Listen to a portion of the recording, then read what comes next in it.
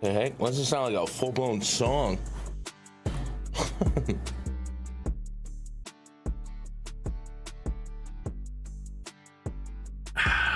Yeah. What's up, guys? Happy Tuesday.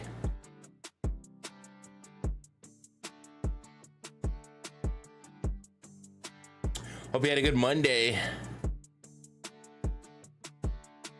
I did good for DFS. The projections for pitching was really good, but it felt like I definitely got smacked in props. It felt like it was just like a low-scoring night. Like when I looked over last night,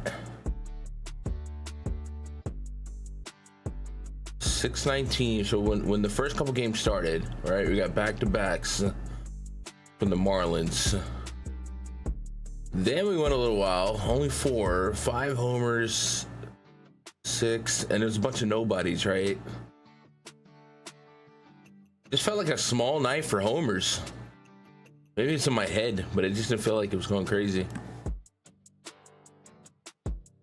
And all the pitching was kind of doing well. What's up, Edwin? What's up, Pojo? What up, Cujo? What up, Rob? What up, Andy? Right now, I'm updating the live odds for homers.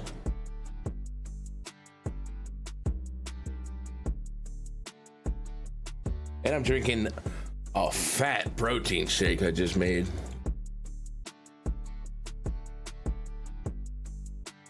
This stuff is like rich. I got some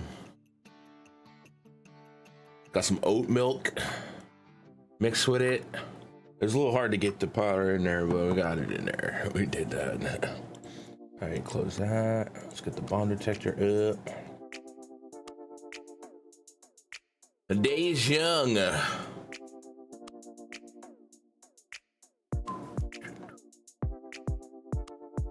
Aaron Judge. All right, we got a full one. 15 games scheduled. So we gotta dive in it.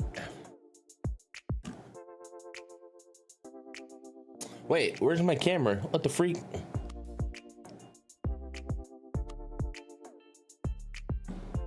There I am. That was weird.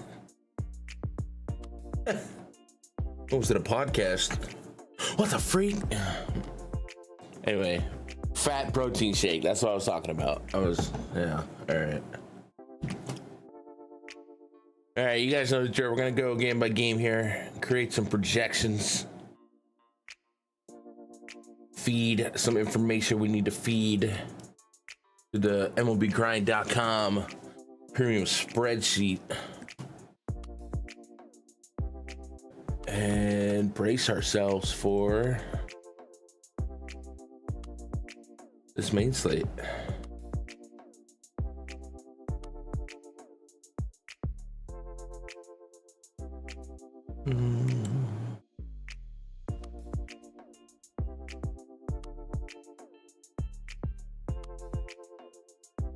Some weather to be cognitive of. Cincinnati and Pittsburgh via Mr. Roth. Not a ton of rain, but the timing sure is problematic. Looks like there's rain for roughly the 2-3 hours of scheduled game time for Pittsburgh. And then we got some orange, red, Cleveland, Minnesota, and then Seattle and the White Sox.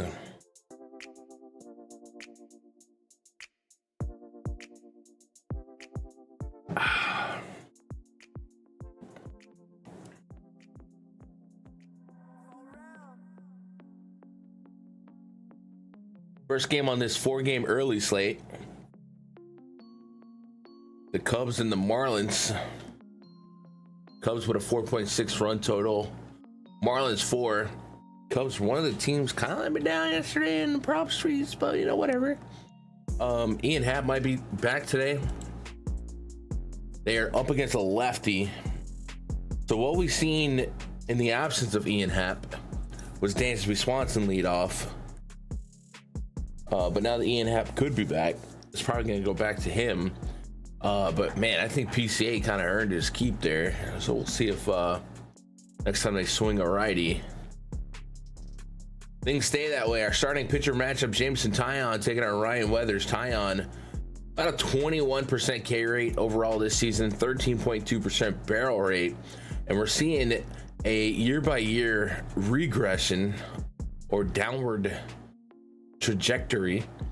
Is that a trajectory? Does that just mean up? It can mean down. Slope? I don't know. Words. I don't do words. In his ground ball rate to righties, and an elevation in his home run rate to righties.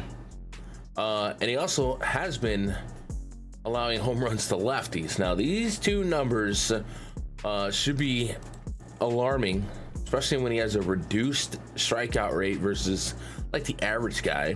Because the two guys that homered yesterday are two guys that you should probably keep an eye on today, and Jesus Sanchez and Agustin Ramirez, especially Agustin Ramirez. So far, a 1. OPS against righties in the major league level, and this is not like a crazy start in the sense that he wasn't a masher in the minors. He was. So good spot for him to keep it going. And then Jesus Sanchez, same thing. You can catch yourself against more of a contact guy than not. The Marlins might be a little scrappy, might be a little sneaky here with a couple of these bats. And then you could also neutralize the 35% K rate of Stowers with his 200 plus ISO. So might be some fun clicks here. 22% aggregate K rate for this projected Marlins lineup. Let's see what actually gets rolled out.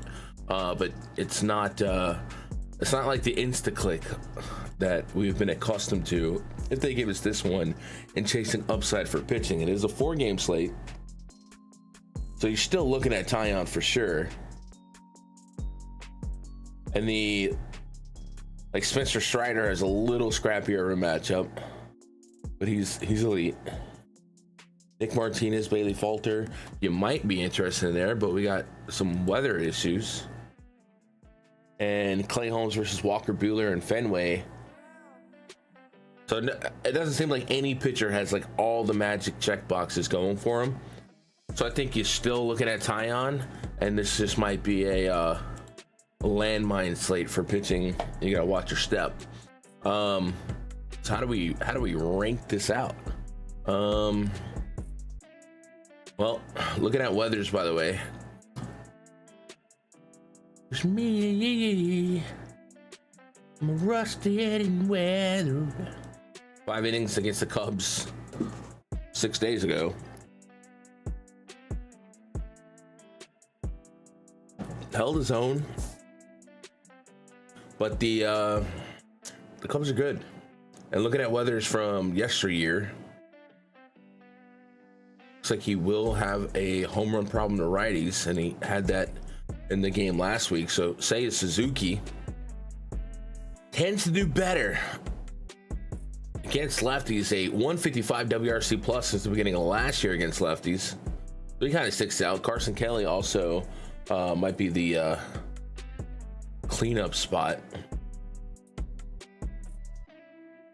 And then if Dansby or Ian Happ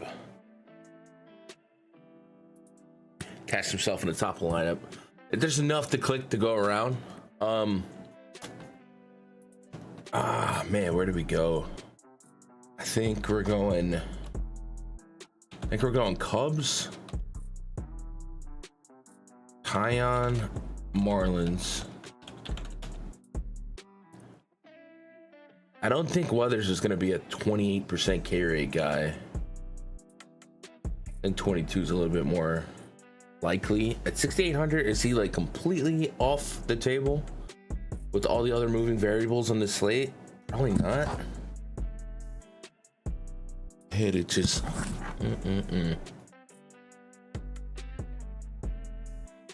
I think we go four-way it. Four-way it. What up, Rob? Can't believe the low Dodgers completely flopped, dude. That's baseball. 2 6 picks off the pitching. Yeah, pitching. I went back last night, looked at the pitching projections, man, they were kind of strong yesterday. I didn't victory lap it because it's baseball, and you know, very next day we might collapse. But yeah, it was a good day yesterday. That's good to hear, man.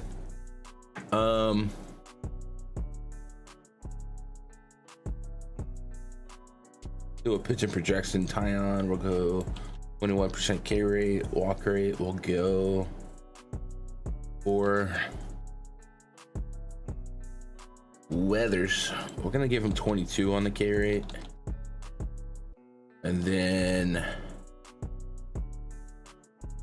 we'll give him 8 on the walk. We'll check out our Vegas line for outs. 17.5 for Tyon. A little steam on the over. We'll give Weathers 15. So we'll go. I don't give him 18. We'll go 17.5. We'll go 17.8 and 15. I'll give him 2.5 towards the QS. With a little win implication involved.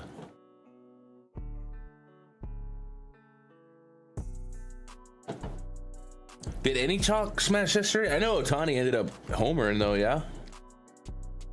Oh, plus 150 or whatever the freak he was.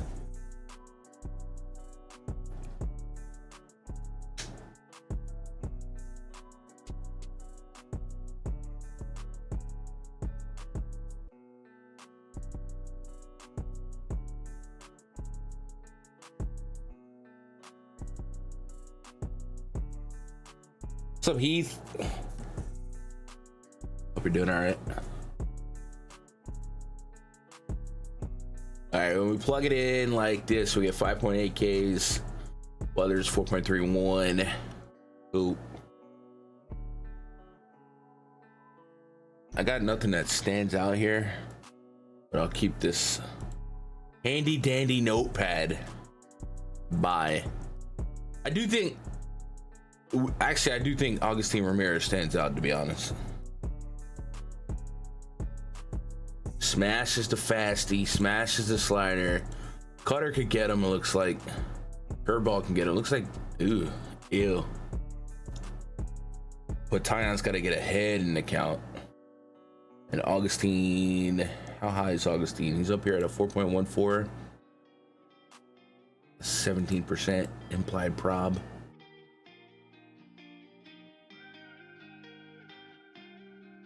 Where'd he go? Oh, there he is. It comes in top 7 in the bond detector, but like, man, Aaron Judge is so far ahead of everybody. It's stupid. Oh, man.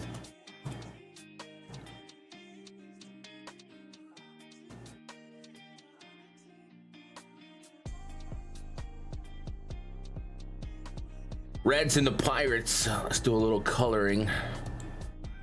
Go a little orange here. Let's go put Mr. Ross Link. Weather risk, Roth report.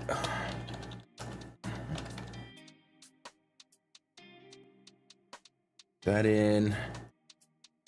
Reds do have a 4.5 run total.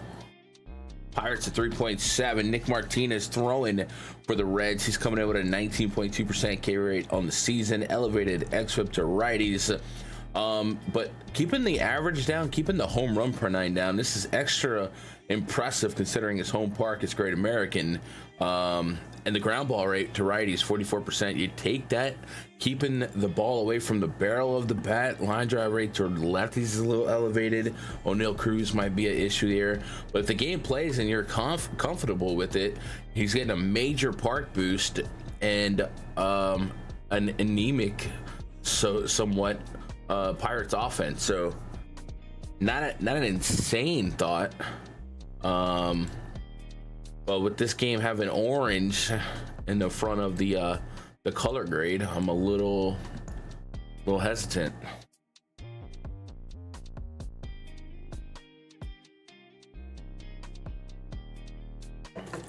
All right, protein shake done. You know what that means. You guys ever listen to like a Lil Rain rap song and he like hits the lighter, start to light his smoke? So like if I was a rapper, my little audio signal would just be cracking Yeah. That's my gun dacker on the track.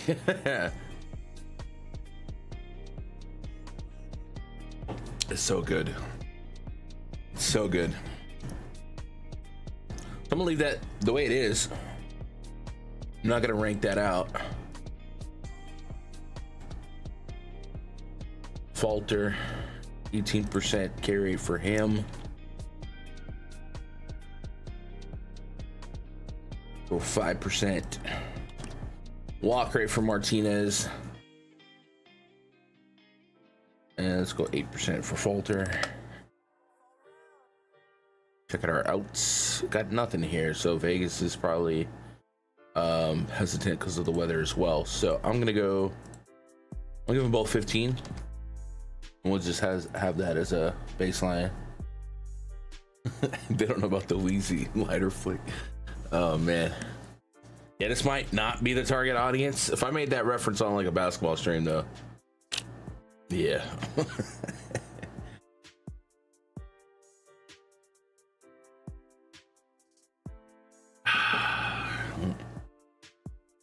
If this game does play, anything standing out here?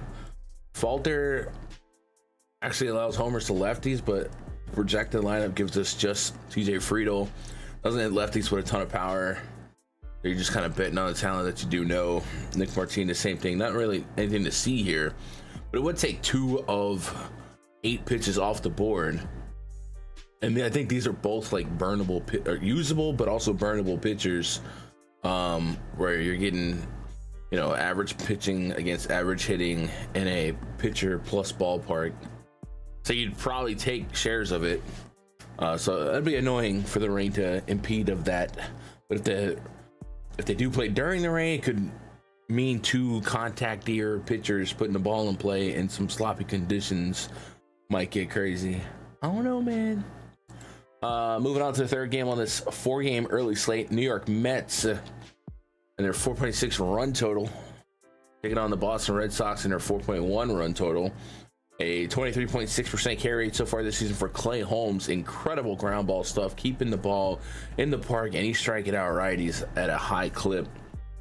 It seems like Clay's also struggling to go deep consistently, but we take that back because 4 of his last 5 games, he's gone 6 innings, giving you that quality start opportunity. He didn't get it because of an extra run last game. But that's good to see, because there was a long stretch before that where it was just like 4 innings, 5 innings, and his pitch count's not gone up to like 100. He's actually probably throwing the same amount of pitches on average, just being more efficient with it. And if he can stay away from the walks, he might be able to go 6 again. But this is a tough matchup. This isn't quite the Pittsburgh Pirates. This ain't quite Cardinals and Kaufman. This ain't the Nats. So his strength of schedule, I'll give him credit for the Cubs. The strength of schedule has kind of been on his side, even going back deeper in this 10-game sample. Miami twice, at Houston, at Minnesota, and Boston. Half of this lineup looks really good, and this park could play a little funky. But in a 4-game slate vacuum, you got to be interested in Clay Holmes for sure, just because of his ability to keep the ball on the ground. So stifle some upside of an opposing stack, but it's not without risk. I think we're gonna go Holmes number 1. And then we're going to go Mets. So Walker Buehler on the season, 21% K rate, 8% swing and strike rate. Feel like he's thrown together a couple better games, like this 9 strikeout game against the White Sox. But again, strength of schedule. The 7 strikeout game against Toronto is definitely a little bit more impressive. And we've seen this upside spike like in those games, like as you would expect in those games. But also think that is a strength of schedule boost here. I think the White Sox is not the Mets on paper. The Mets, this projected lineup, 22.5% aggregate K rate, but he's got to get through some monstrous numbers since the beginning of last year against righties. Four of these guys with pretty solid WRC pluses and high ISOs. I know the Mets are kind of going through a little skid here after this Yankee series nonsense.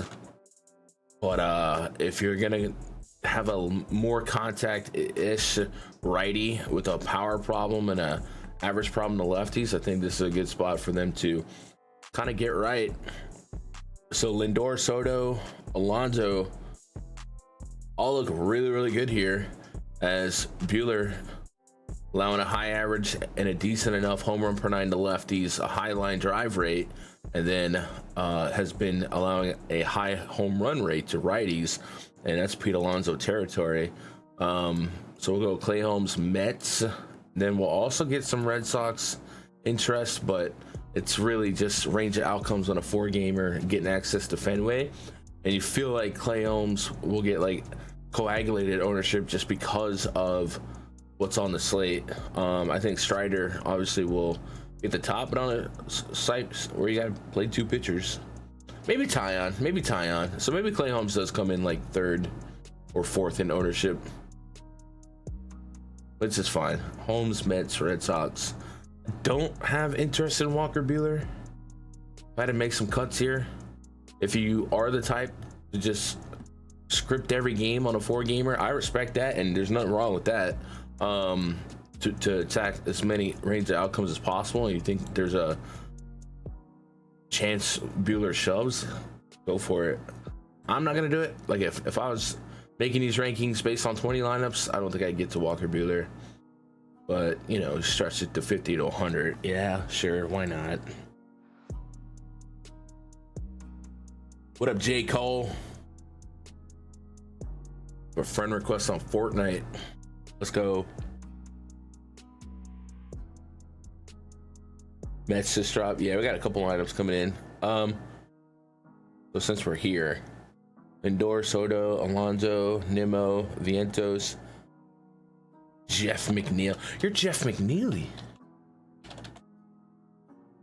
What's that movie? Is it Never Been Kissed? It's like, you're Trent McNeely. You're a legend. You're Jeff McNeely. All right, Mets is confirmed. And then lastly, wait, actually we gotta get a projection here. Clay Holmes, we'll give him a 23.6% K rate. We'll give Walker a 20. We'll give them their actual to the decimal percentages. We'll go 8.5% for Clay. Clay walks lefties more than righties, obviously. 1, 2, 3, 4. Yeah, we're fine with that. Buehler, let's go 5%. We'll check out our outs. Buehler, I don't have anything on Buehler, but I got 16.5 on Clay.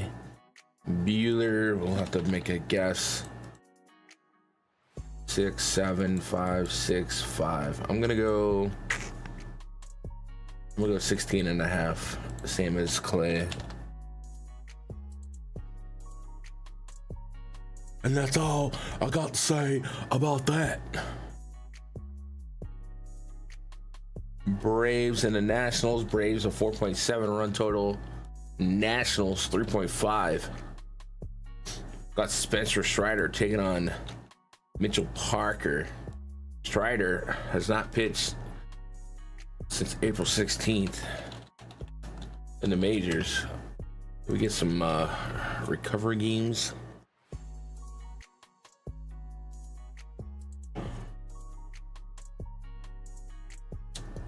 What?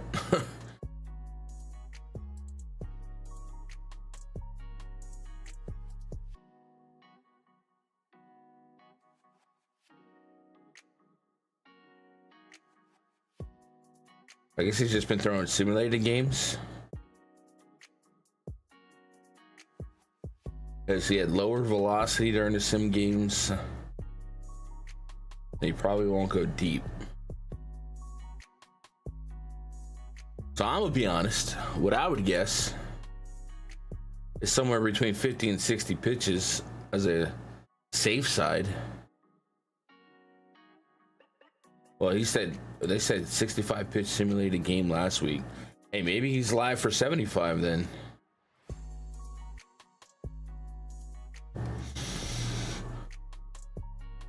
So I'm gonna go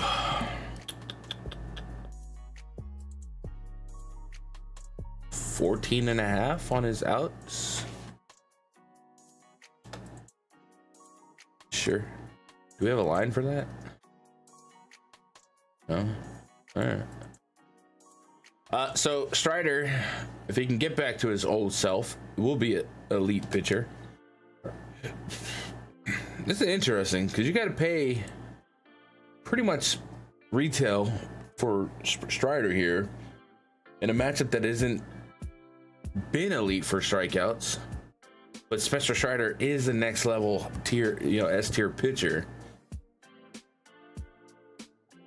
So now it's a matter of raw points on this 4-gamer that might give us 6 pitchers. How often do we get Strider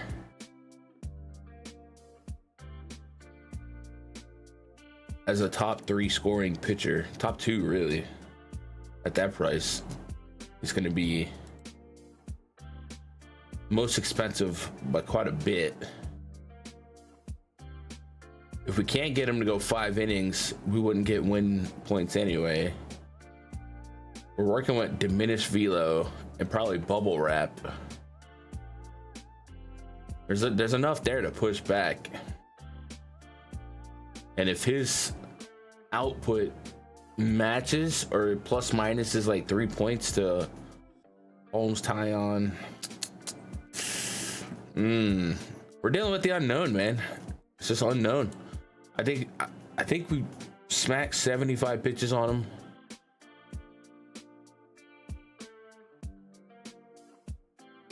And that might be the most. If he's only throwing 65, usually the next time, 10 to 15.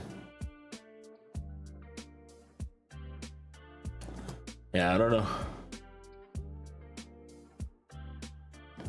I think in a 4-game slate, there's a range of outcomes that he can still be a top 2 scorer, even just because of his potential upside, where he strikes out freaking 35% of hitters. And every pitcher on the slate is in a weird spot. So I'm not at nothing.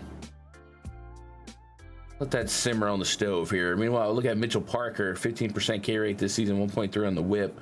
Elevated walk rate to both sides of the plate. Has kept the ball in the yard. Doesn't have like an elite ground ball rate, but he has an elite ability to miss the barrel of the bat and a pretty low hard contact rate to both sides. So if you're trying to attack Mitchell Parker here, probably looking for a little bit of hit for average and some quality contact ability. And I think with Austin Riley, Marcell Ozuna, that's certainly possible. And I think with his ability to walk people at a high clip, you might steal some base runners. If you can get through him pretty quickly, you can dip into a very exploitable bullpen. So I think we're gonna go Braves, Strider, Nats. And there's really no redeeming qualities in Mitchell Parker's stats to want a roster. Right, it doesn't strike people out. 6,200, you're probably just hoping that every pitcher sucked and he got to 12 to 15. All right, let's do this. I'm gonna go Strider at a 25% K rate because we don't know what we're dealing with. Mitchell Parker, we're gonna go 15%. Walk rate on Strider, we're gonna go. We'll just give him a run on the line, 8% and 11% for Mitchell Walker. We got an out on Parker. When I say Walker, Jesus, 16.5.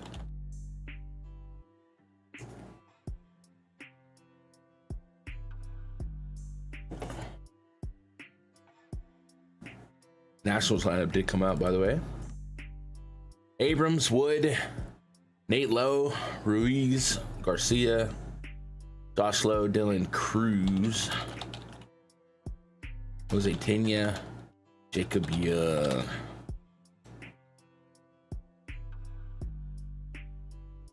And I think other lineups came out. The Cubbies or the Reds came out.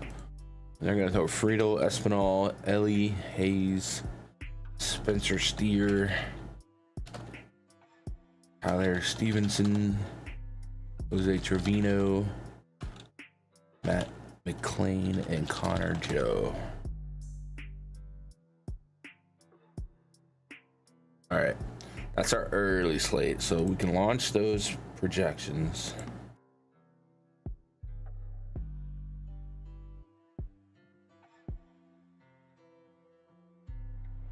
Fanduel's giving us Tyon, then Clay, then Walker. I didn't give anybody else other than Tyon a shot at a quality start or to scoop the win.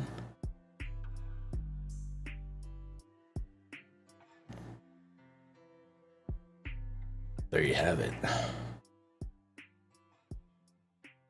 Boston, Chicago, Cincy, Miami, Mets. Let's go ATL. Nope. Oh, fudge.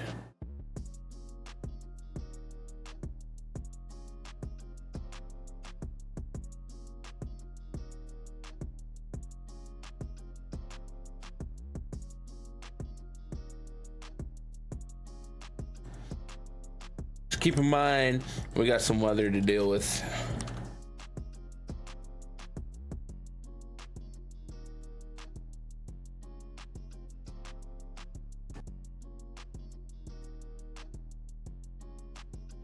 All right, I had to sneeze. Cubbies coming as the top of the stack rating. Then the Mets, then the Braves, Boston. So that's how that slate shakes out in the blender for the spreadsheet. And then bomb detector for that slate likes Augustine Ramirez of Miami to be the most likely to homer.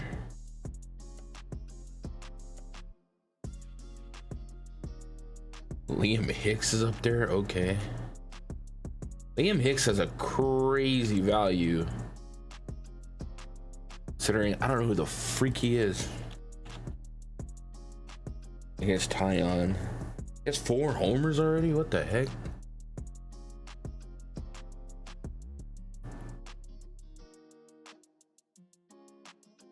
Let me look at something. Cause I'm trying to see something.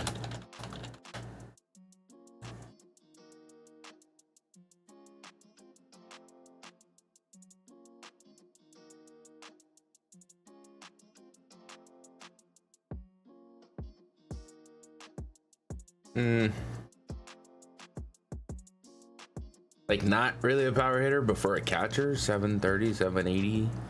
350 slug, 370 slug, like, But the spreadsheet's not really screaming that he's gonna homer. The spreadsheet's what's sticking out to me is that our probability is better than the books. So there is some value.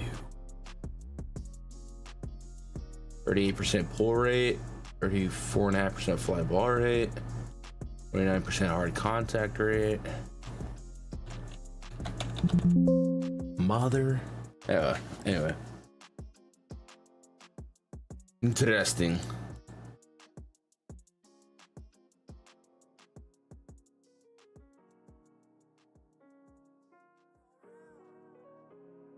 Rel.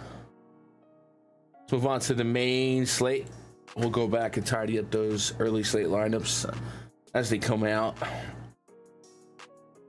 Game number 1 on the main slate, the Rangers and the Yankees. Patrick Corbin going into the Bronx. Dude, I thought the Yankees getting a day off on a Monday after that 3-game series, I thought it like would mean they were traveling. They weren't. They were just like, yeah, we get to chill now. Meanwhile, the Mets had to go to Fenway and start up. Corbin at 18.5% K rate this season, 1.3 on the whip, $1.25 on the home run per 9 to righties, a 2+ home run per 9 to lefties. Sure, he's had some interesting, we'll say results. All right, we'll say results. To say the least this season, a 3.35 ERA. But he can't keep getting away with this, right? On the season, a 4.2 expected ERA, which for Patrick Corbin, that's not crazy, or that's not like the worst ever. A 4.51 Sierra and the xFIP, especially the righties, 4.46. Stuff Plus is not a fan. 95, although it's like a 5-year season career high, and he's dotting them, so that's good. Swing and strike rate all over the place, as high as 16%, as low as 3% in the last 2 games. Ironically, in that 3% against Detroit, he went 7 innings with 3 strikeouts. So and a lot of fly balls, wasn't even like all ground balls, so he just was able to generate outs that way. I mean, I just gotta say that it just feels like fluky, fake luck, right? Like there's nothing I can point at and be like, no, this is why.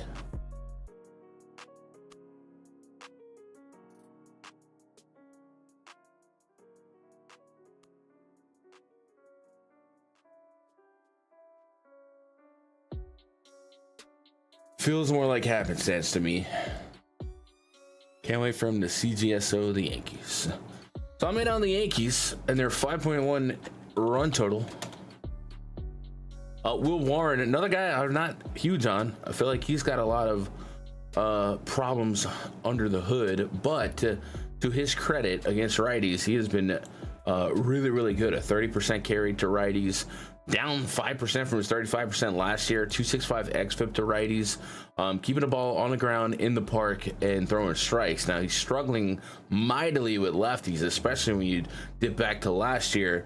But lucky for him, the Rangers also been kind of anemic, and their best lefty likely, hopefully they don't see him this series, and instead they got to get Josh Smith, Jock Peterson out, and then you're looking at Jonah Heim and Sam Haggerty at the bottom of the lineup. So I do think there's a case here against what I would normally want to do with Will Warren at 7,500, and his 30% carry, and he can strike out lefties too. I think he has a click here,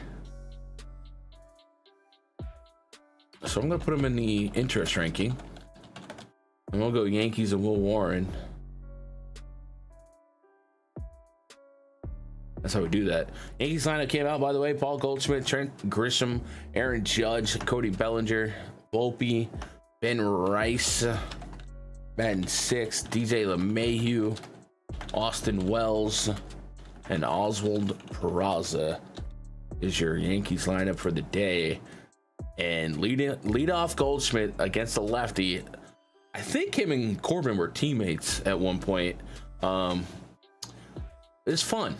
It is very, very fun, and I would probably be pretty interested in just about any hitter prop for Goldie. So we can finally start making a list. We're gonna put Paul Goldschmidt down. Aaron Judge has one of the highest bond detector ratings we've seen this season without any like weather boost. 4.72, that's giving him a 19% probability. 429 fair odds is what the spreadsheet says. You're never going to get 429 for Aaron Judge probably for the next 5 years.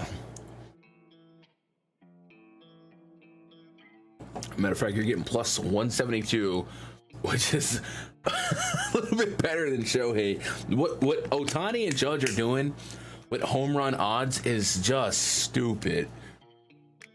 So I would never take that, but Goldie is at plus 520, and that's really fair based on our model. Like that's on point of what we would say you should pay. 519, 520, we'll take that. So we love Goldie. I take just about anything I could on him. 1.5 TB, hits plus runs plus RBIs, home run, whatever you want to bet on Goldie. He's just been so good this year, and this is what you get him for, a lefty in the leadoff spot. What's up, Crease? Goldie, yeah, Goldie 500 all day. Goldie Judge. And then, hey, lefties can get to Corbin too. Corbin over a 2 home run per 9 this season, and we've seen Belly, Grisham, and Ben Rice be problematic for everybody. So this is a fun lineup to get to, and maybe you can get to some more unique stacks by not forgetting the lefties as well, especially if he starts walking the lefties. We got a 12% walk rate by Ben Rice against lefties. The WRC pluses do fall off a cliff here as you get halfway through the lineup, and you're pretty top heavy on Goldie, Judge, and Belly, but it is what it is. Will Warren. Let's go strikeout rates. 18.5% for Corbin. Warren 28%. Corbin walk rate 11. Let's go 9.5.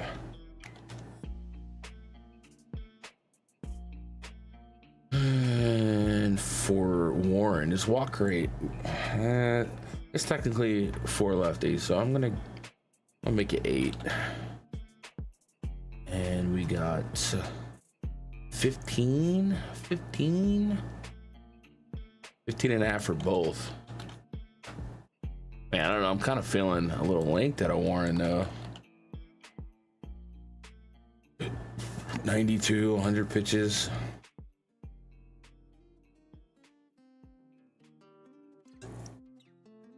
If it wasn't for the fact Yankees hit the reset button on a day off, I would feel like the Yankees could go deeper with Warren here. But they had a day off yesterday. And Aaron Boone be weird. But man, I don't know, man. 15 and a half feels kind of flimsy.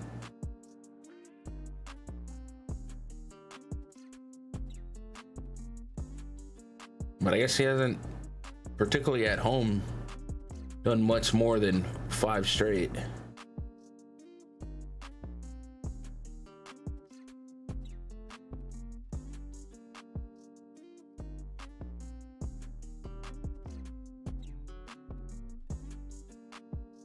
All right, y'all. All right. Let's move on. Astros and the Rays lineup just dropped. We got Brandon Walter, southpaw, listed as our Houston pitcher. AAA Sugarland. Rays lineup came out. Yandy Caballero, Jonathan Aranda, Junior Caminero, Christopher Morel, Danny Jansen, Josh Lowe, Taylor Walls, Curtis Mead. Green light that. We gotta do some research on Mr. Walter.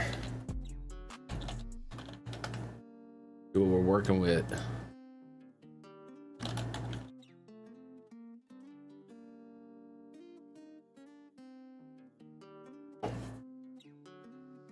Minnesota game just got postponed.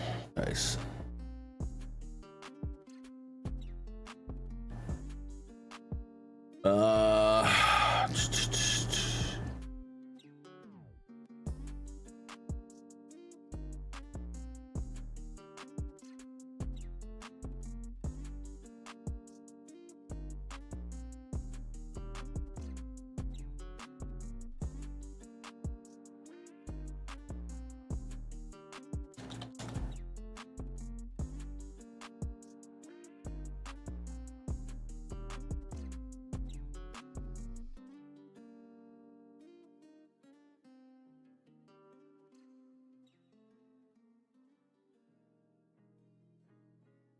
This Walter last pitched in the majors in 2023 with Boston, which he posted a 6.26 ERA through 9 games.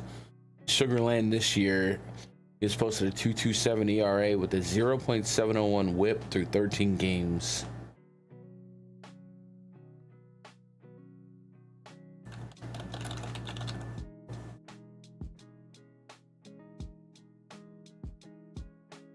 This is 23.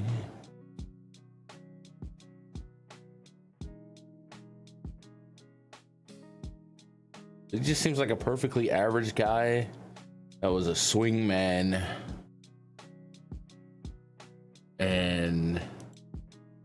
probably not someone we can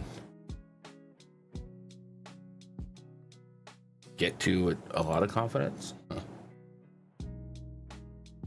4 innings, 2 innings, 6 innings, 5 innings.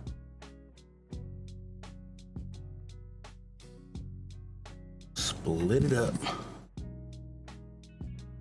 21. About a strikeout per inning. 3 homers in 21 innings to righties. Yeah, I don't know, man. 4.4 run total for the Astros. 4.8 for the Rays. Zach Littell pitching for the Rays.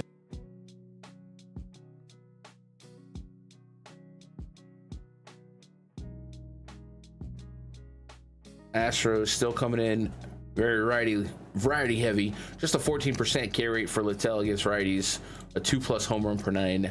And we were on this game yesterday because Tampa Bay is hot and sticky. And it's pushing 87 degrees again. Some breeze out to right. So once again, I'm going to give them a park boost or weather boost. I'm going to give them 0.6 weather boost. And it didn't really do much for us yesterday. But here we are again.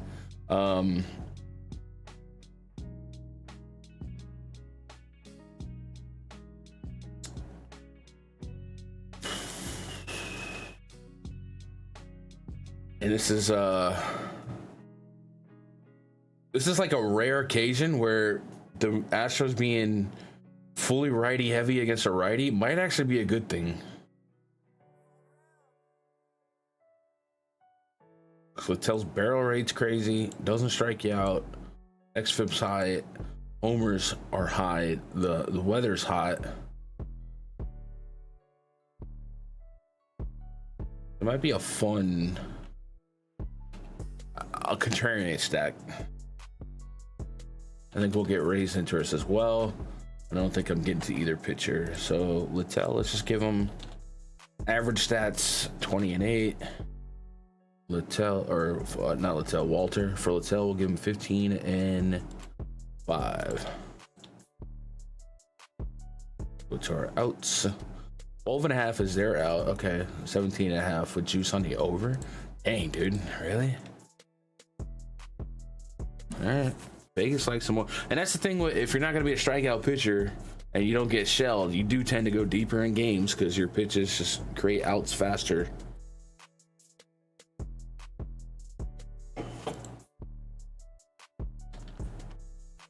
I don't know, man.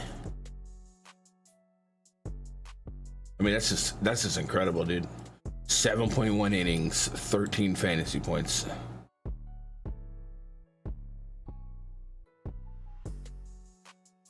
And he's gone 6-7 a lot.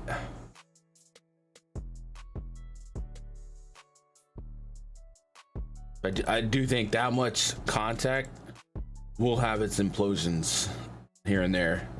I'm kind of thinking, oh, I'm gonna hate this, but I do kind of like the Astros. The thought of the Astros here.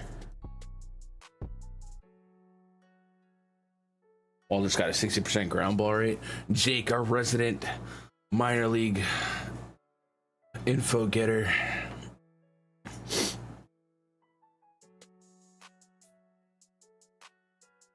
Diaz and Caballero, the only guys on Tampa roll versus right lefties. Actually, I like Houston here. Think about that. What team are first? Type this is a good spot.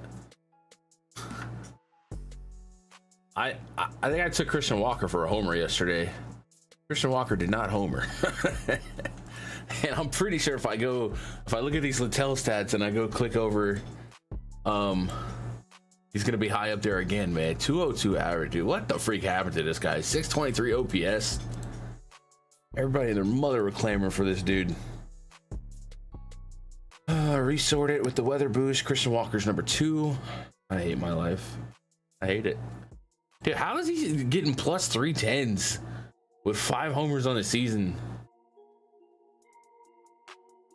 Whatever, dude.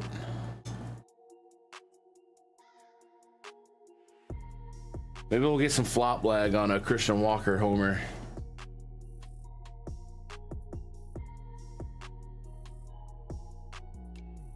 Ryan Gusto and Walter.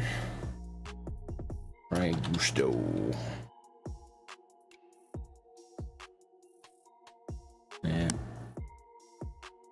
Yeah, we just go with the tools. What are you gonna do? What are you gonna do? All right, next up, Padres and the Blue Jays. Dylan Cease taking on Chris Bassett. We do have a confirmed Blue Jays lineup. Bichette, Vladdy, Dalton Varsho, Springer, Alejandro Kirk, Santander, Addison Barger, Ernie Clement, Nathan Lukes. Greenlight it. Run totals here for the Padres 4.3, 3.9 for the Blue Jays at home. Boy, times have changed. Jesus. Dylan Cease, 28.6% K rate on the season. Big whiff guy. A little unstoppable force and movable object here. His near 30% K rate versus the aggregate 17.4% K rate against righties for this Blue Jays lineup since the beginning of last year. Bam, something's got to give. Usually when a pitcher gets to 30%, he can start earning them a little bit more. And it's not impossible to go in there and pull away some strikeouts. We've seen, like we were just talking about, Walker Buehler surprisingly doing it.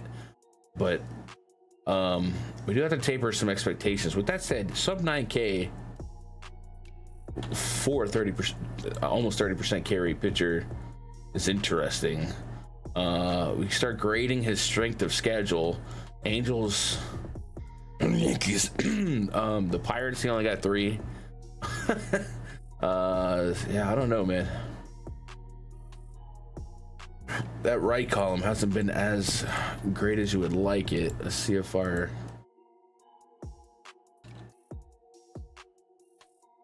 game to game swinging strike rates have been,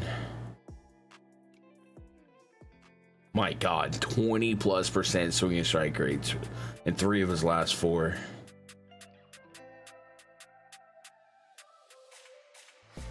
And now it's against the Rays, Angels, and Pittsburgh was only 11%. So I think you have to play him, but you just know it's not a fantastic spot.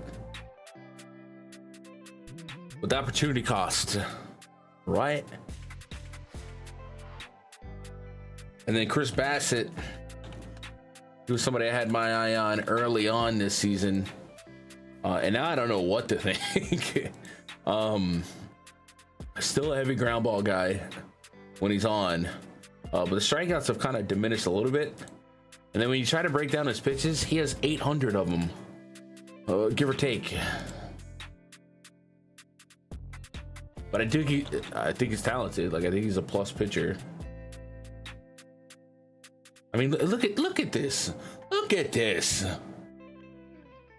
8 pitches: sinker, cutter, curveball, splitter, sweeper, four-seamer, slider, changeup. Homie is like got 2 pitch comms. One for each ear.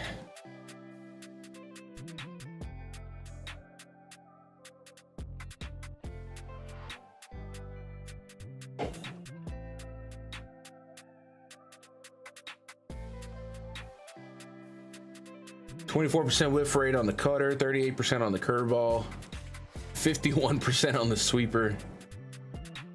And he only throws to righties. This is like, I want to say modern day Yu Darvish, because Yu Darvish still exists, but this is stupid.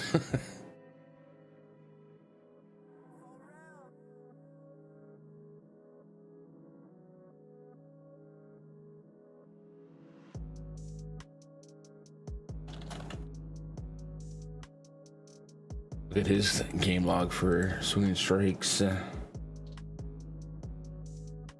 Double-digit swinging strike rate in 3 games straight.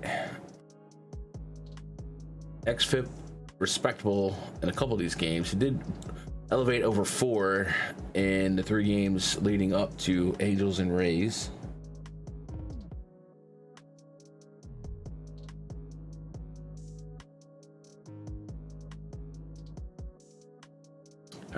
I think we're going. I'm leaning both pitchers first, but neither pitcher has an upside spot. Both of these teams are very contacty.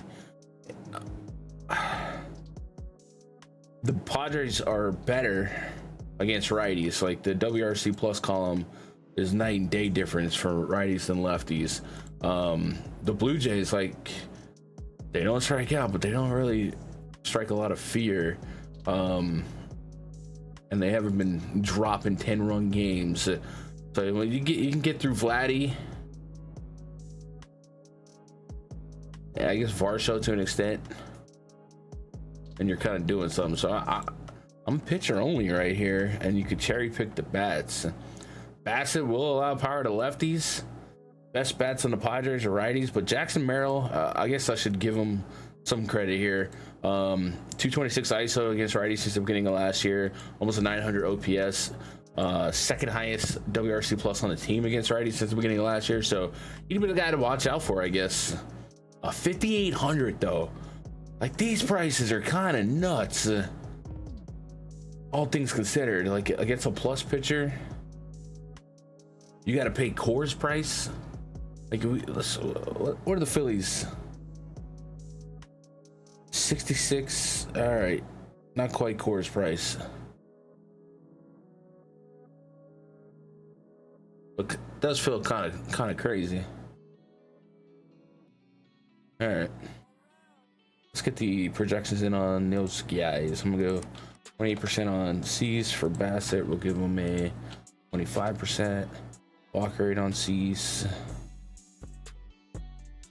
Give him 8.5.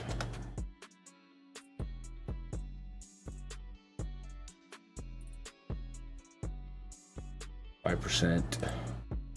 I'm guessing both are 17.5. 18.5 for Bassett. So 18. So we'll go 17.5, 18. We'll give them both 2.5 on a boost. We'll go from there. Next game, Guardians and Twins. So this game got yoinked, right? So we can pluck it. Huck it, chuck it.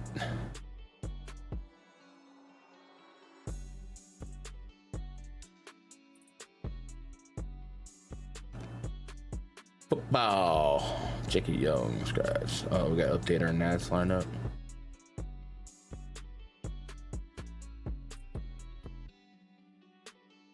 That game did get postponed, right? You said that, yeah. There it is. All right. Let's take it off of that. Let's go red. Take the roster out. And let's go game time. Postponed. Circles. There we go.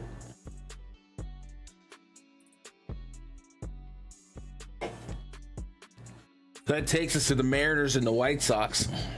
Mariners 5.5 run total. White Sox 3.7. Was there some on this game too?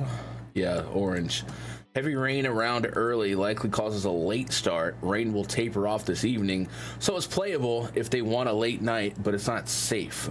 Chilly temps with winds blowing in at 15 miles an hour. So that sounds like pitching weather.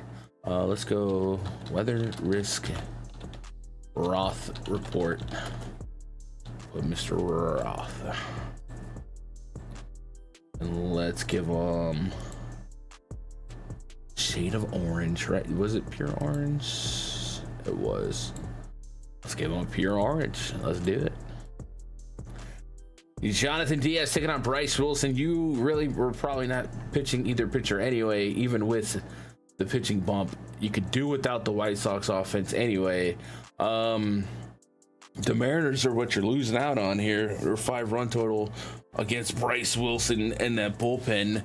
So I think that's what it comes down to, is how bad do you want a share of the Mariners?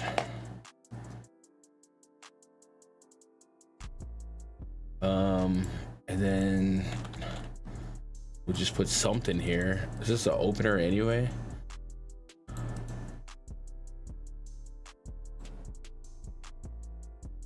Legamina and Casey Lawrence. All right. Guess we put the long reliever in the spreadsheet. Casey Lawrence.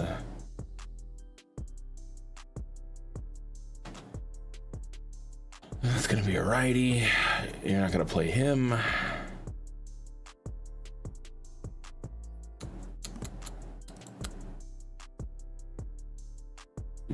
Yeah, I don't know. Give him a 10%. Both these pitchers you're not touching. 12%. Walk rate. But we got to put something in for the projections, you know? Dude, does that say 19% walk rate? Jesus.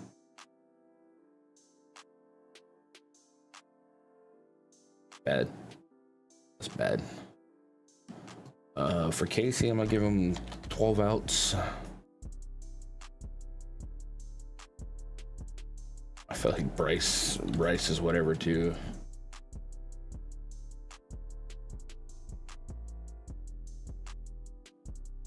I'll give him 13.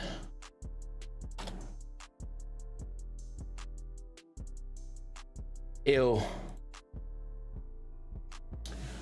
And that's how we do that game. Easy enough.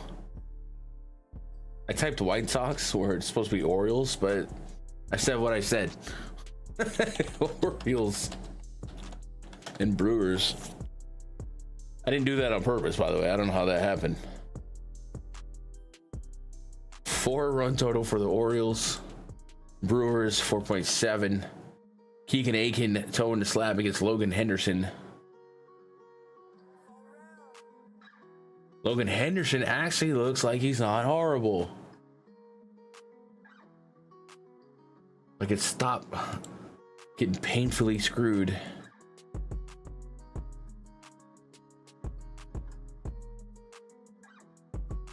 By the Orioles stack, yeah. 5-6 innings out of him. Strikeouts are nuts right now. I was checking to make sure he's not like a part-timer with a 40% K rate. That's insane. 60% to righties, 26% to lefties. Now it is only 2 games. Athletics and Guardians, I mean, that's something. 9,500. What's going on here, Jake? Why is this guy the GOAT? Hold up.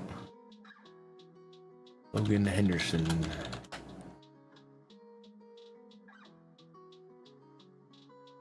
Forty strikeouts in 30 innings this year. 273 strikeouts in 203 innings.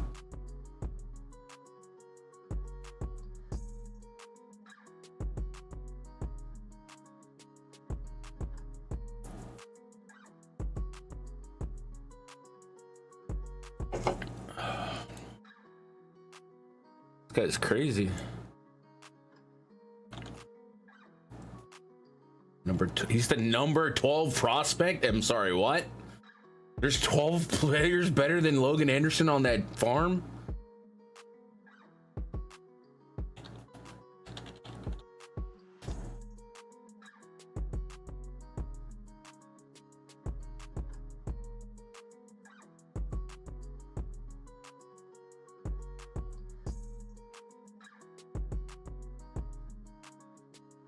Yeah, okay. All these other guys. Tyler Black. That was Seth Rollins' name.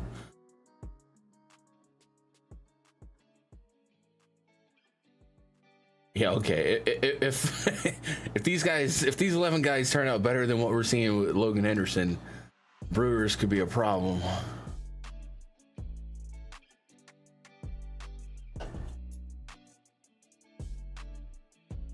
Two-pitch pitcher.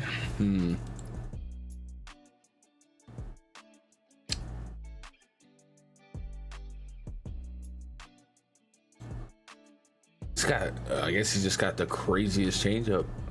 Oh, Chris Sanchez. Yeah, 2-pitch pitchers though usually don't last long as a starter. You're gonna have to add some cutter, sinker, slider, but it's not really using them. All right, maybe it's just fun with small sample.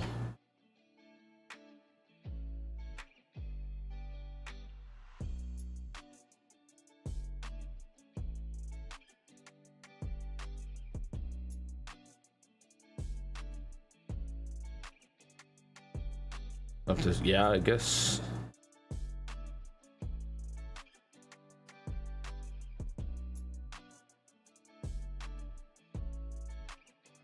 I mean, if you could hold that type of results on that type of velo, that's like a dream. Because then you become a little less injury prone.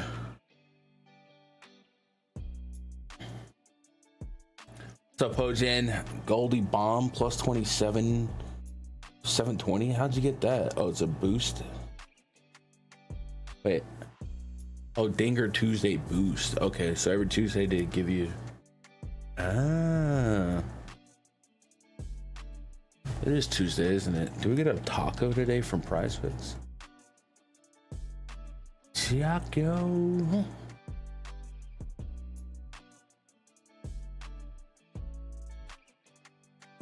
Regis Horvath with the sub on YouTube. Sorry, I just saw that. Appreciate that.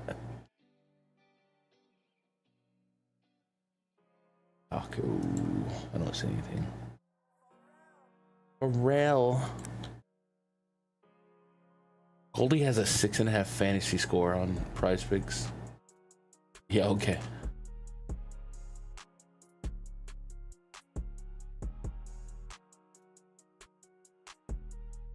God dang, Bojan, you're just making it rain on the books.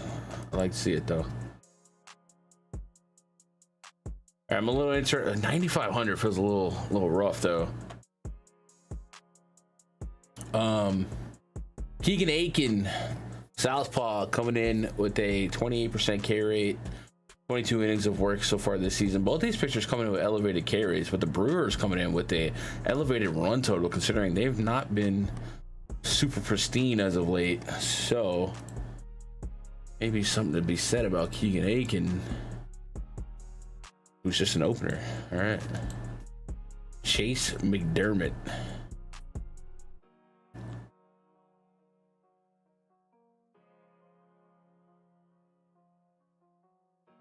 So let's put his name in the spreadsheet.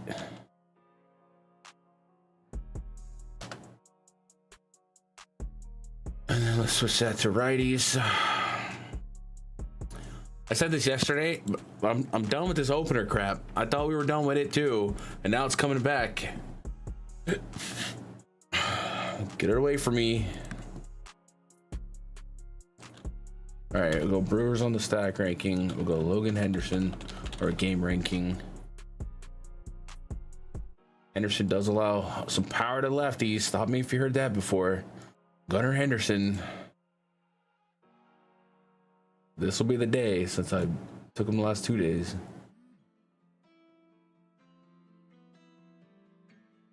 Yeah, no, last night was rough for me on props, but for DFS it was all right. But it's mainly because I got pitching right and all offenses were kind of sleeping. I think I'll cut my hair, dude.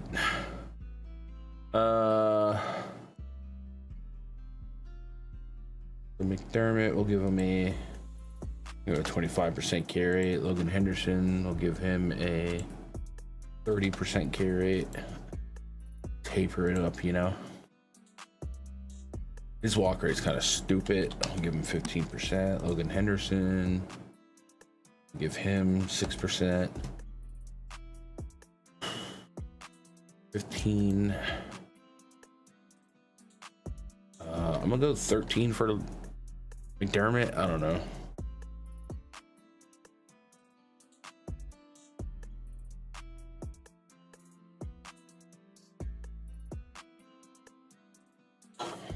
What's up, RC? Here. Arm slot thing for Logan Henderson. Let's see.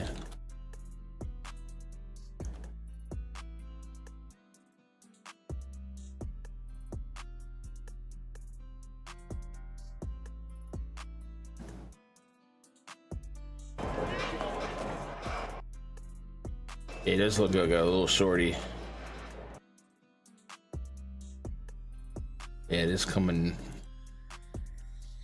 a little. What the? I'm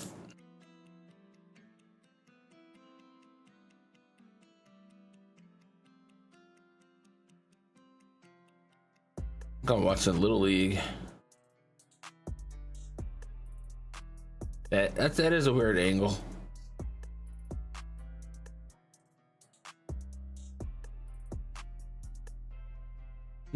Interesting.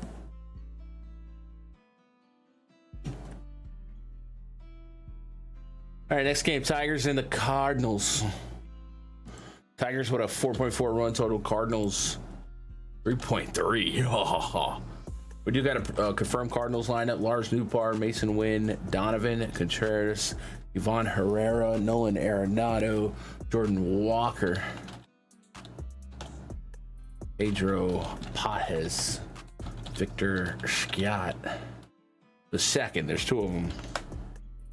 I forget. Tariq Skubal taking on Eric Fetty. Wop Skubal, 33.6% K rate.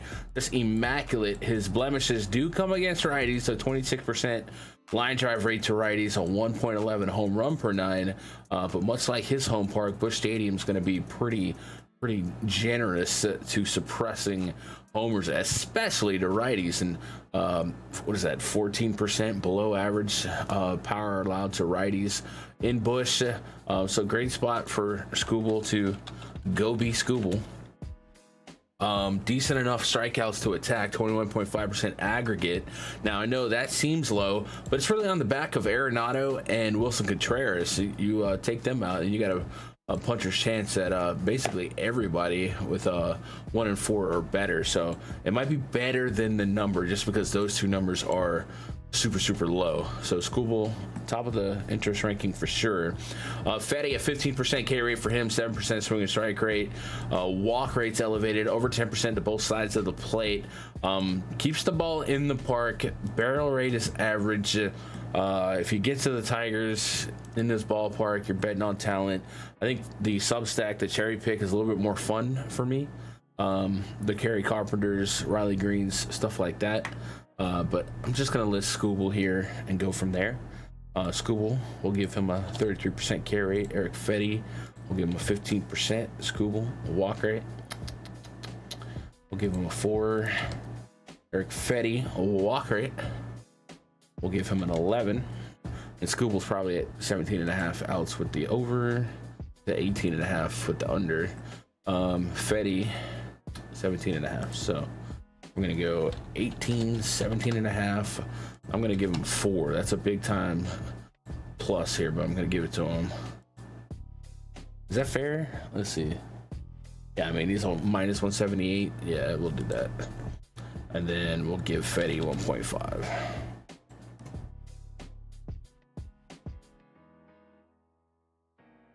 DJ Yankee dude, 2 bases. You're on your own on that one, brother. I hope it happens. The homer he hit the other day was as Yankee Stadium as they come, but that's fine. Corbin 5Ks. Okay, all right. Okay, just calm it down. Now I don't know. What do we got for Corbin for right now? Corbin comes in at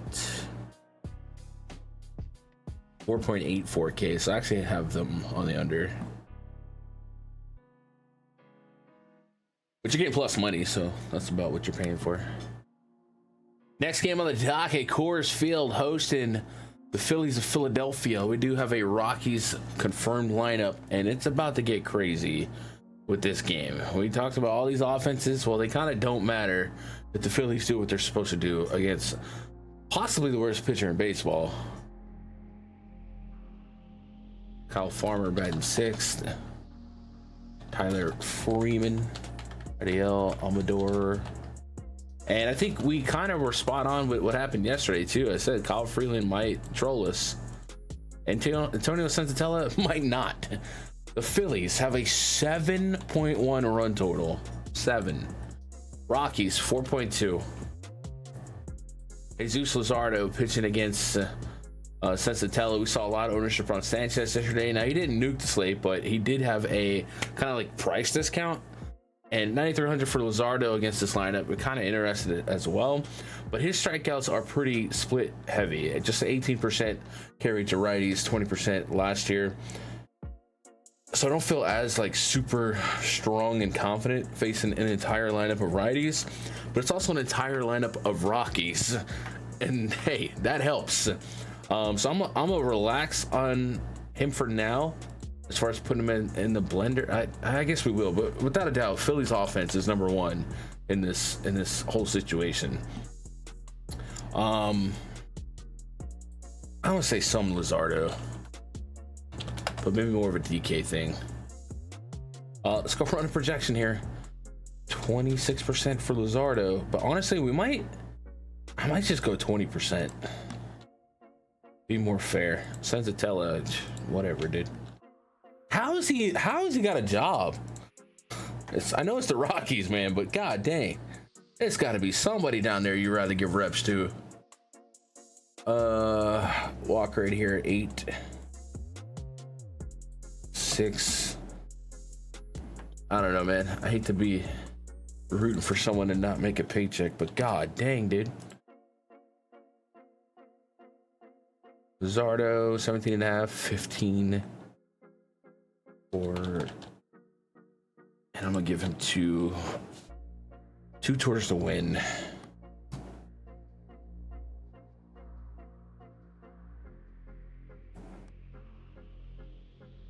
Yankees can strike out.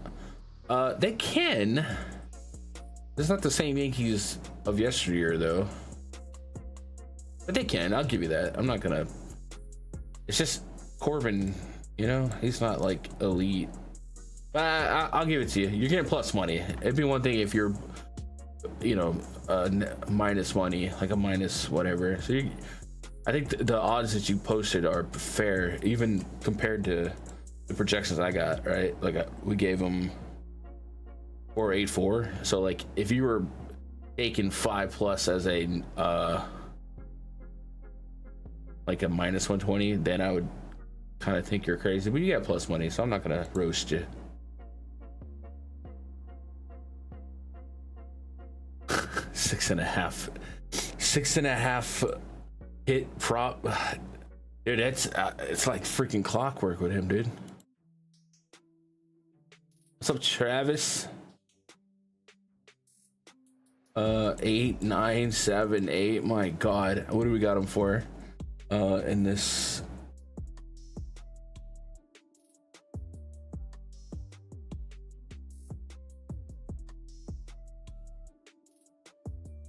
Got him for 8.5. Got him for 8.5 hits, bro. How is that a thing, dude? Oh my gosh, bro.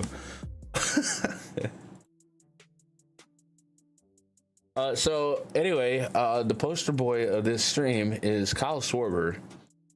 Yesterday, I believe Kyle Schwarber hit his 300th homer. Is that right?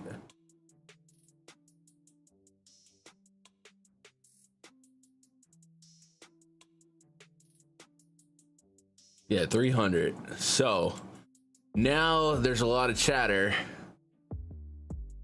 Is Kyle Schwarber able to get the 400 or 500? I don't know about that one. He is 32. But you sure can get 301 and 302 today, I'll tell you that. Sensatella. Although I tell you what, Sensatella has somehow a 61% ground ball rate to lefties with a 0.39 home run per 9. So this is more of like a Castellanos, Trey Turner spot, ironically. That's not gonna. What? Really? He doesn't. Huh?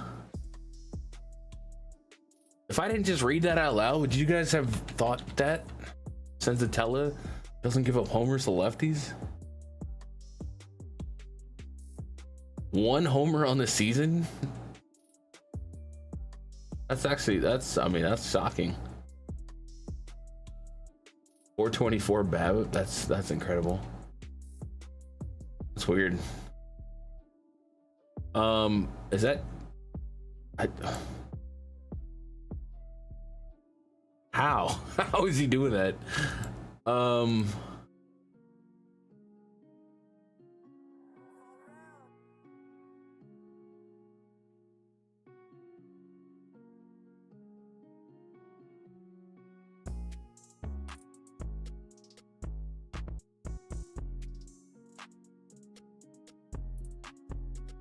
really know what I'm looking for here. I'm just kind of.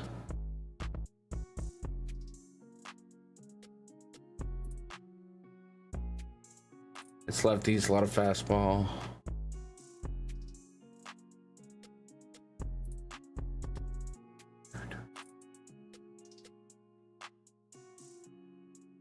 Things that make you go, yeah. So splitting it to just pitches versus lefties.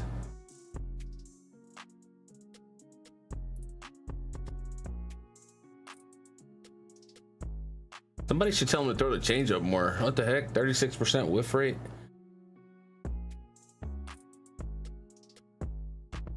Still getting smacked, but you know.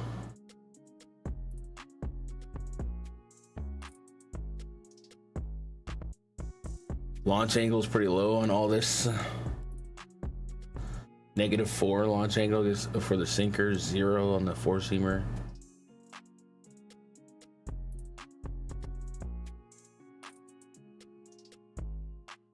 Yeah, okay. I'm not gonna like no. All right. Let's resort the bomb detector. How high up is Schwarber? Oh, freaking Altuve, bro. What did I just do? Undo. Okay, Control F. Schwarber, we got him at a 4, 16% prob, plus 210. Yeah, okay. All right, Phillies Luzardo. Luzardo's just kind of, you know, Rocky suck. I said I don't love his split. Whatever.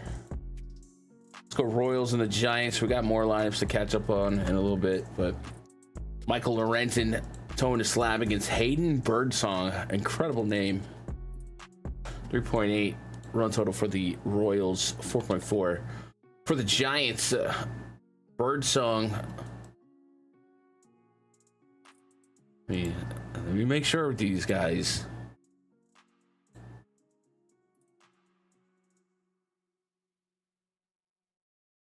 Switching spots with Jordan Hicks.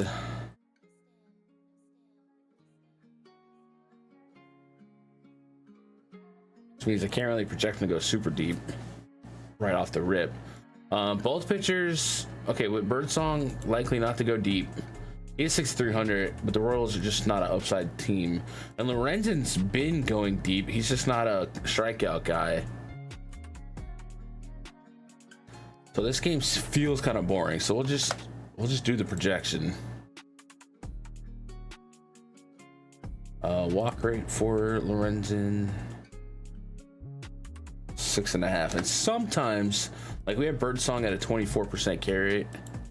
Sometimes you lose some of that strikeout stuff going from bullpen to starter, because when you come out the bullpen, you're throwing gas. You know, you're only going 10, 15, 20, sometimes 30 pitches. If you come out as a starter, you tend to save a little bit more. So we might see these numbers decline a little bit. But it's not like it's a 30. You see a lot of 30+% bullpen K rates. It's not like that. So I'll just leave it at 24. We'll go from there. Go 16.5 on Lorenzen, and we'll go 13.5 on Birdsong.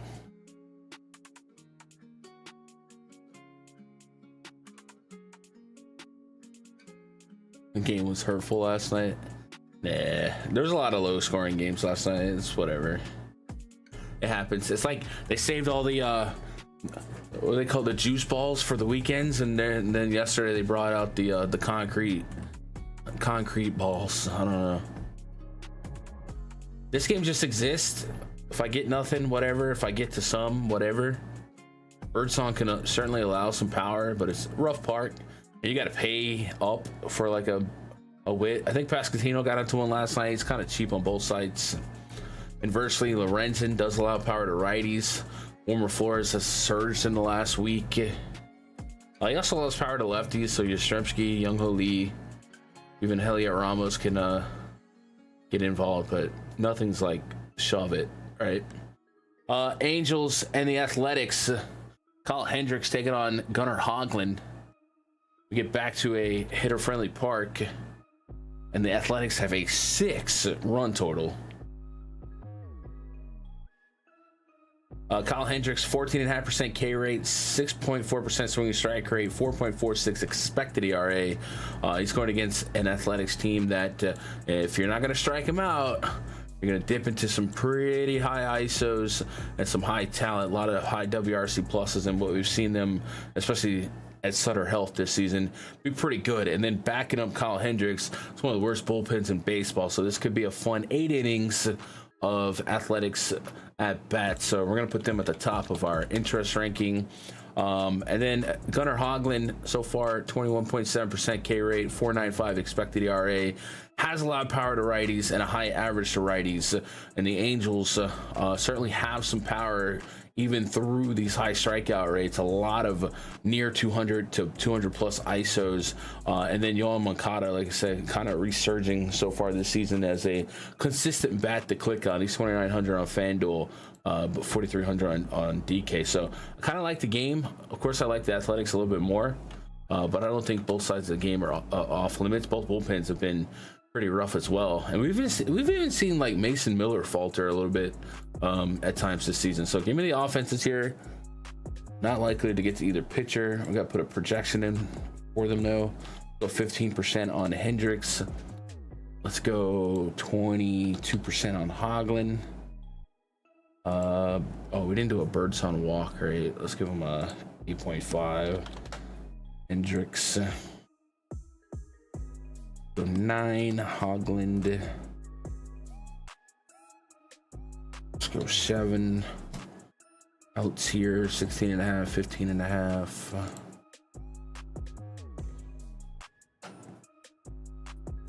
And that's what we got on that. Oakland favorite stack. Yeah, I got no issues on that. I hate that I like the Astros.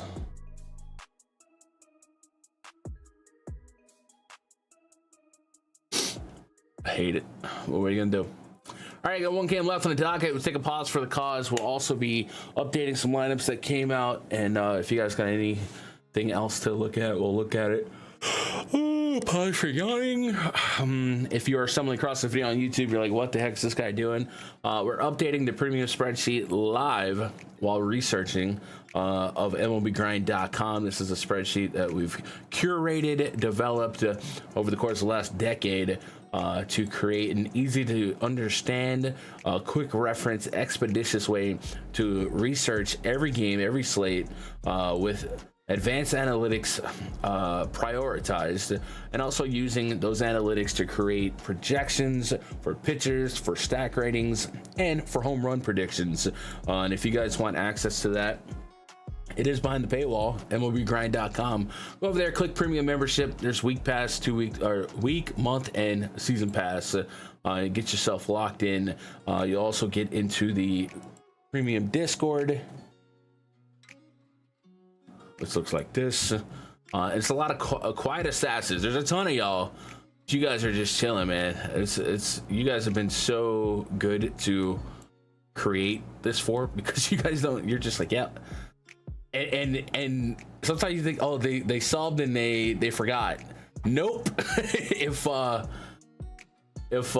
don't know, if we're late on a lineup updated, we'll get to, hey, can you update this? Yep. So I love this. This is like my favorite type of consumer, man. You guys are there, you're grinding, you know what you want, and you get what you want. So go to MLBgrind.com, get in. If you're a Discord person like me, like I'd rather have Discord on my second screen than like Twitter. This is cool to have up because you'll get the alerts for lineup adjustments, home runs, barrels, stuff like that. And then you could also chat. Every now and then we get a little chat going, but most of you guys are just silent assassins, bro. Silent but deadlies. I love it. Main event tonight, D-backs and the Dodgers. Ryan Nelson, like a rhinestone D-back.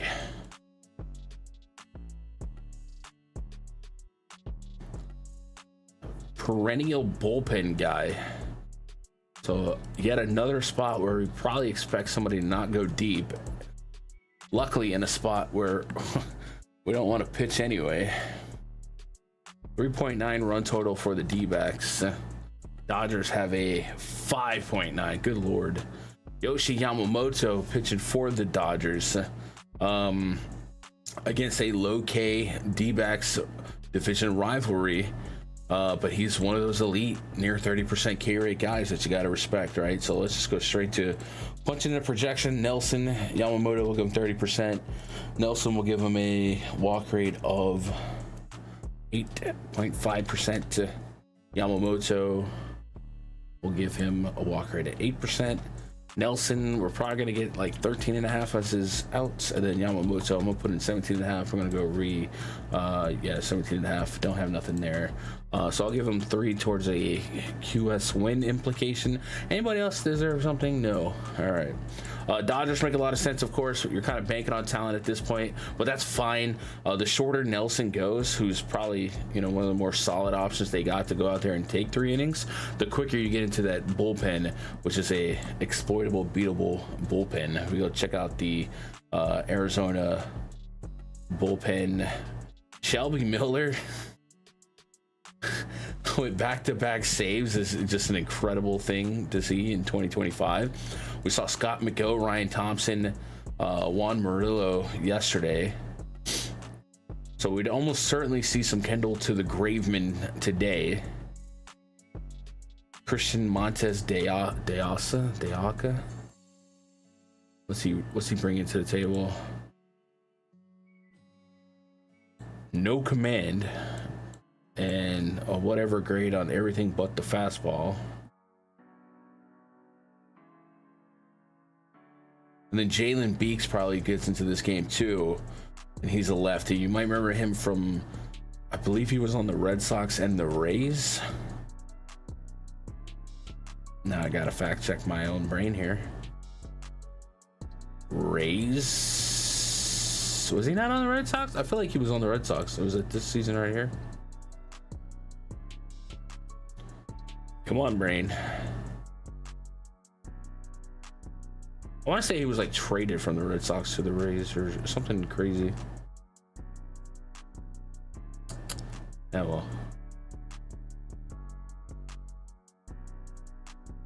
Anyway, so if you like a couple Dodgers bats against lefties, I do think Jalen Beeks seems like he's live for this game, and that could be Teoscar Hernandez, who came back yesterday, so he might sneak in to a plus matchup. Even, yeah, I don't know.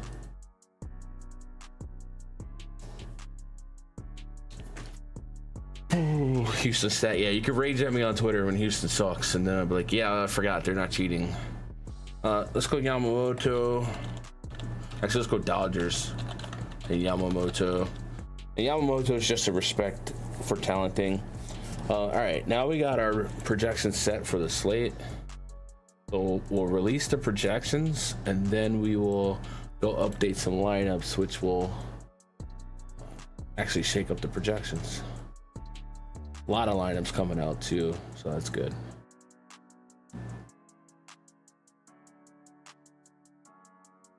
Mother.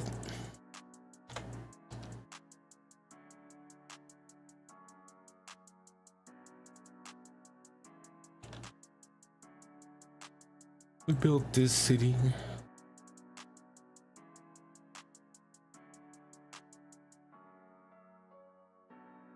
I think I have to make a change on the Nationals lineup.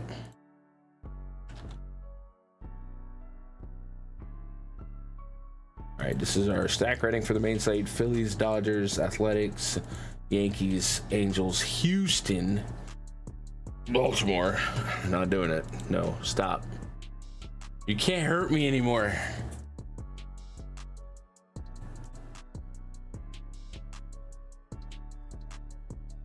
But Pitching comes out Scooble, Yamamoto, Luzardo, Cease, Bassett, Fetty, ill, Hoagland, ill, Warren, ill. Ugh. All right, let's go update lineups. That'll shake up all those projections. A lot of lineups flying in right now. Shout out to the near 50 you guys hanging out. If you want to do me a favor, hit that thumbs up button. It costs you nothing. Helps me out a little bit. You guys are goats. Let's go update the early slate lineup. Chicago Cubs, Ian Happ, around the world, and he's back again. Seiya Suzuki batting second. Interesting. Kyle Tucker, Carson Kelly. Have they done that this season? Dance, hold me closer. Kind of dance, me. PCA back in the 6 hole against the lefty. Now it's gonna be interesting to see if they don't let him lead off anymore, because I think he's such a good leadoff hitter. Is what you want. But I guess Ian Happ, your leadoff switchy. Marlins, Jesus Sanchez, Agustin Ramirez, Auto Load. Nope, Kyle Stowers. Hey, two of the top, actually 1 through 3 against Tyon. Those are the guys that I would like be looking at the most to do some damage. So that first inning could be fun. I don't know what the odds on a run first inning is, but you get Suzuki and Tucker, and then Sanchez, Augustine, like those are 5 guys that are the problem. And then the rest of this lineup sucks.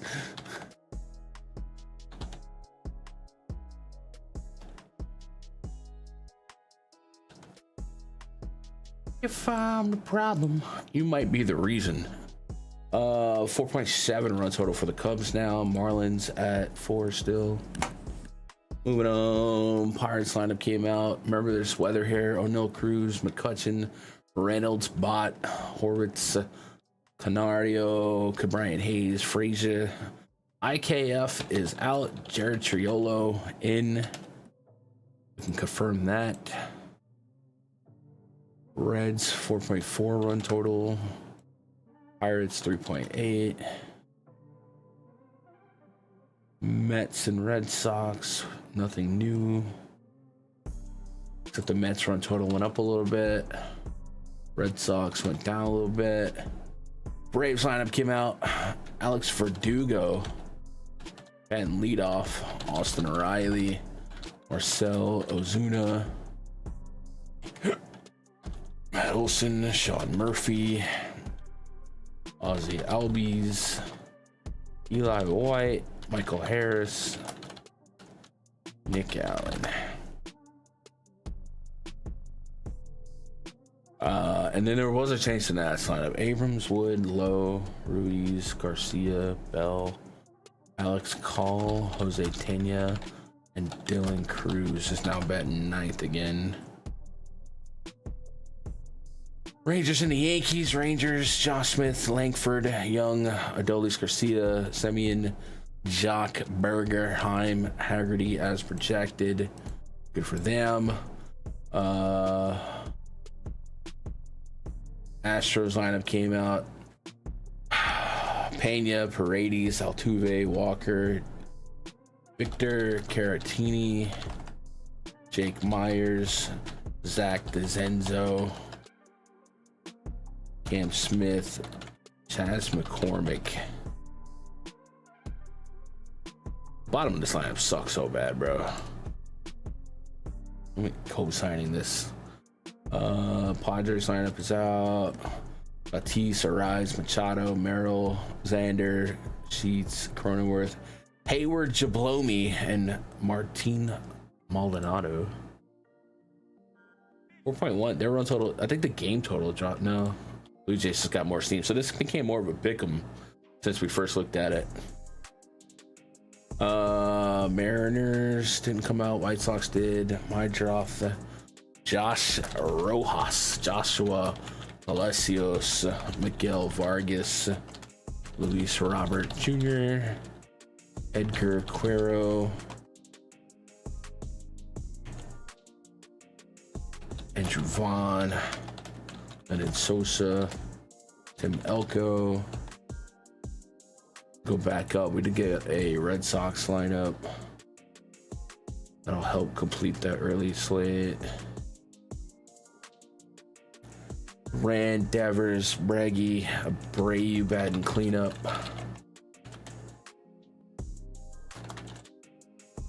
Sogard, Trevor Story, David Hamilton, Carlos Narvaez. Cool. Where are we at? White Sox, Brewers. Nothing. Cardinals lineup we had already. Rockies lineup we had. All right, I believe we were fully caught up. What up, G Money? What up, Heath? D-backs are only want to tag Yamamoto. Yeah, D-backs are good. Like I said, Yamamoto for me in the pool is more of a respecting. He's good. But yeah, I love this. We update lineups and like numbers are dynamic here, dude. We have to switch some stuff. Did Houston drop on that update? I felt like their lineup sucks. No, they're right there, 536. Also, is there any other game other than Tampa that you guys think we should give a weather grade boost to? Doesn't look like it.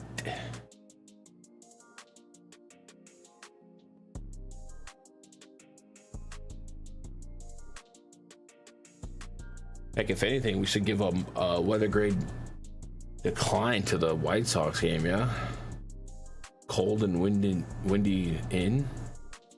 Let's go minus 0.5. No, 0.5. But yeah.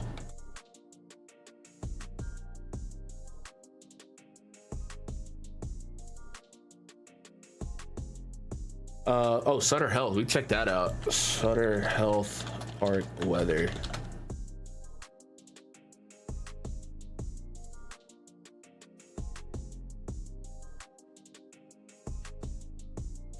I think what was it about? Is their park plays different day and night with the wind? I think it's what I heard. I think somebody told me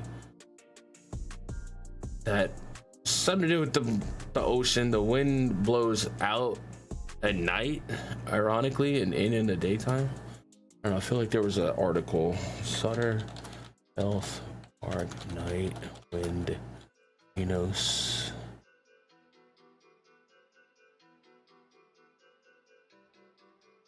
I feel like that's something. What up, Jay? Supposed to rain all day? Yeah.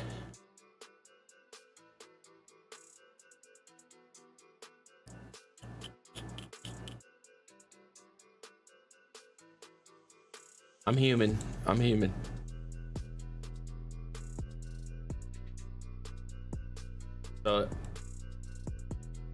In the 80s. And winds to the northwest. So I think this park gets enough of a boost in the park factors that I don't have to go crazy here. Something to keep an eye on.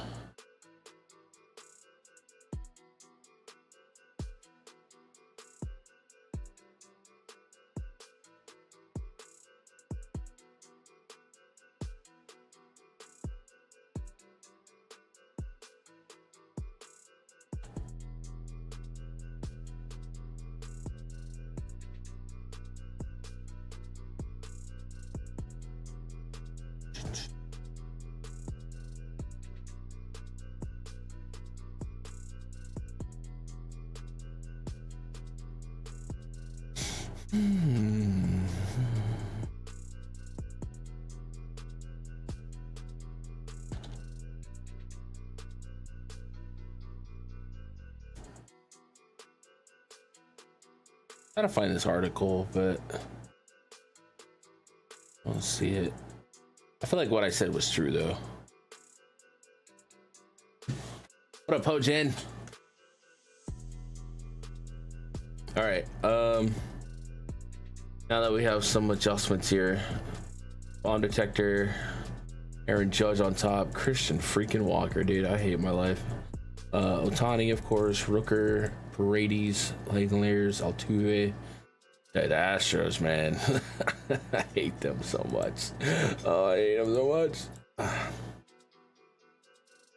Goldie's up here. Augustine Ramirez. So some who's that and some oh yeah. That's our Tuesday night slate. See what tomorrow's looking like.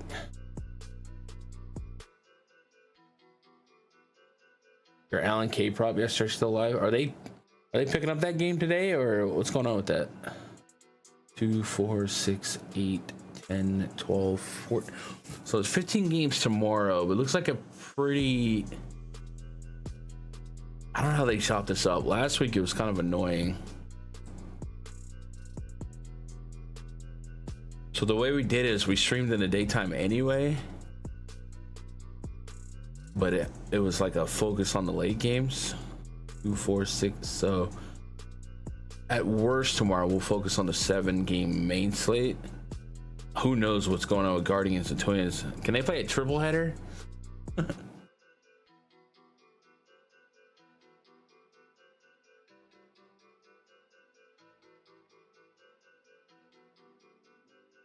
What? When are they making that up, Pojin?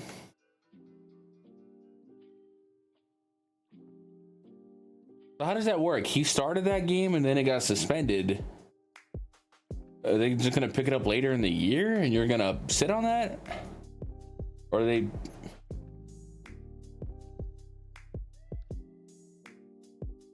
Because you wouldn't think he would pitch if they pick it up today or tomorrow, right?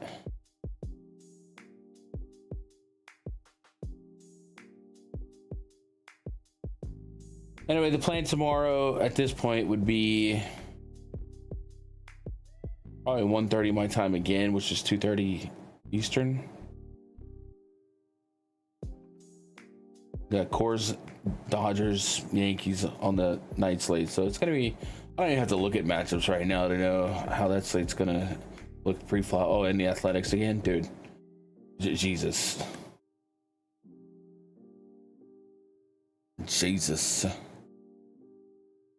All right, we could put a bow on it. Tigers and Mariners lineups came out.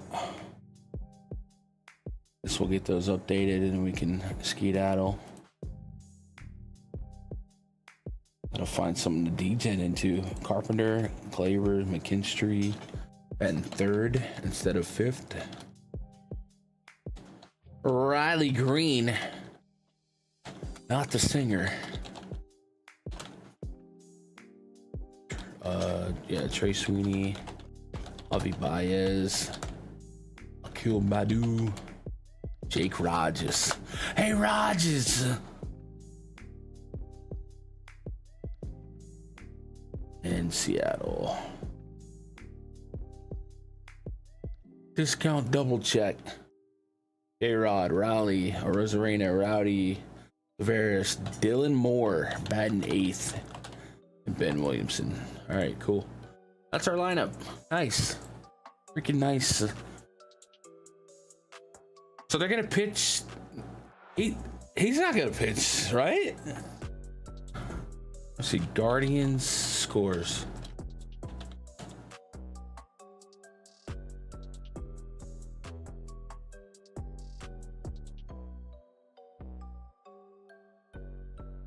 Oh, there's no way he pitched it. He threw 3 innings yesterday. You have a K prop. Are you on his over?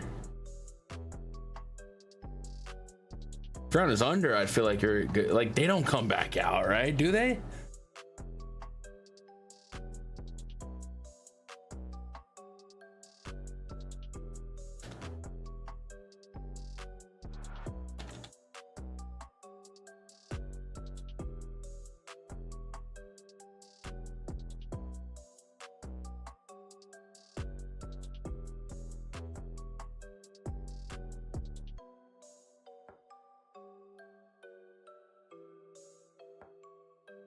What are you sweating? His over? I see.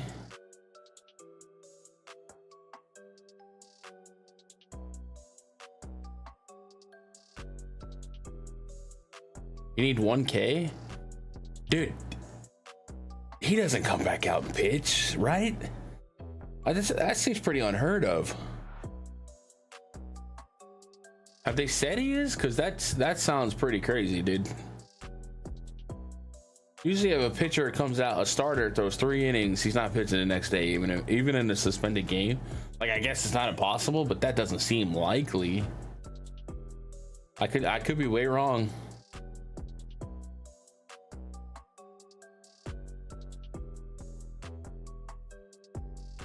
I don't know. I hope he comes out and throw another strikeout for you, but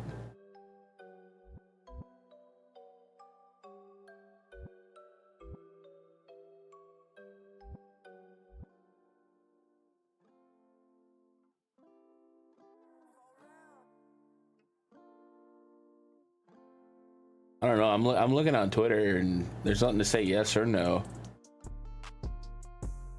Like, sometimes you worry about them even coming back out after rain delays, much less the next day. That'd be kind of crazy. Hope he does. I feel like he doesn't. I don't know, man. Hope he does. Early show tomorrow. No, but I will have the spreadsheet queued up. Right, Reds, Pirates, blah, blah, blah, blah. In order to do a show like that, I have to be up at like 10, and that's just probably not happening. But the spreadsheet will be going. But we will do a normal time show tomorrow. But like I said, looking at it from here, you already know what offenses are gonna pop. Probably K still alive. Okay. All right, let's get out of here. Twitter.com/Gundecker. If you got anything else for me, otherwise, see you guys tomorrow. Hope you guys crush it tonight. I'm gonna find some stuff to DJ as I get some work done myself. Love you guys. Good luck. God bless. Go win some money.